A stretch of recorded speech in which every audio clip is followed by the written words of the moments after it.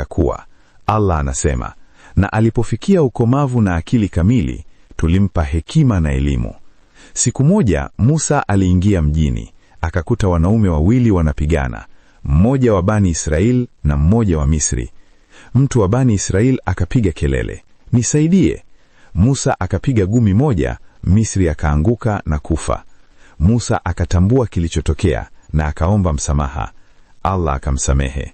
Lakini Misri haikusamehe. Kelele zikatawala, Firauni akatoa amri, muueni Musa. Mtu mmoja akaja mbio akamwambia Musa, viongozi wanapanga kukuua, ondoka mara moja.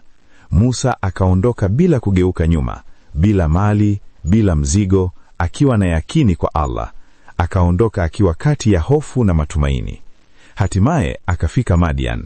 Akakuta kisima na wanaume wananyosha wanyama wao, na mbali wasichana wawili wameshimama.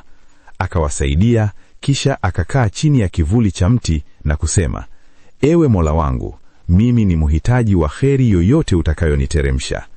Baadaye msichana mmoja akaja akamwambia, baba yangu anakuita kushukuru. Baba yao alikuwa Nabii Shuaib alayhi salam. Shuaib akamwambia, usiogope, sasa uko salama. Kisha akamuozesha binti yake kwa sharti la kumtumikia miaka 8 au 10.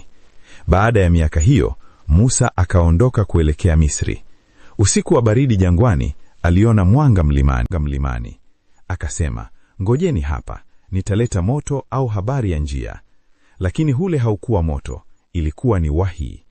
Ewe Musa, mimi ndimi Mola wako. Allah akamwamuru aende kwa Firauni, akampa muujiza wa fimbo. Musa akaomba Harun awe msaidizi wake, na Allah akakubali. Musa na Harun wakaingia ikulu.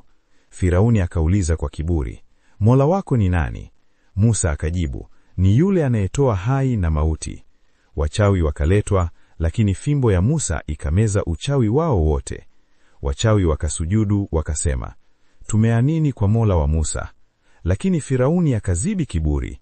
Allah akatuma adhabu, tufani, nzige, chawa, vyura na maji yakawa damu, lakini bado alikataa. Hatimaye Allah akamwamuru Musa waondoe Bani Israeli usiku. Walipofika baharini, Firauni akawafuata. Musa akapiga fimbo baharini, maji yakagawanyika. Walipovuka, maji yakarudi na kumzamisha Firauni na jeshi lake. Wakati wa mwisho, Firauni akasema, nimeamini, lakini haikukubaliwa. Allah akasema, leo tutauokoa mwili wako ili uwe funzo kwa watu. Na hivyo kisa hiki kikawa ushahidi kwamba